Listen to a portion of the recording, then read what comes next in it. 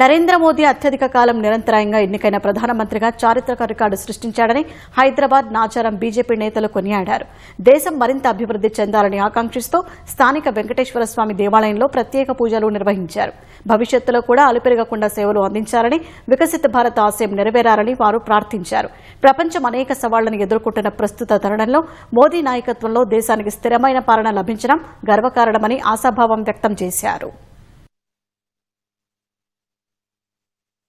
సుదీర్ఘకాలం తాను ప్రధానమంత్రిగా ఇదివరకున్న రికార్డులన్నీ బద్దలు కొట్టి అత్యంత సుదీర్ఘకాలం వారు ఇవాళ ప్రధానమంత్రిగా ఇవాళ ఆ పదవిని అలంకరించిన వారు నరేంద్ర మోడీ గారు.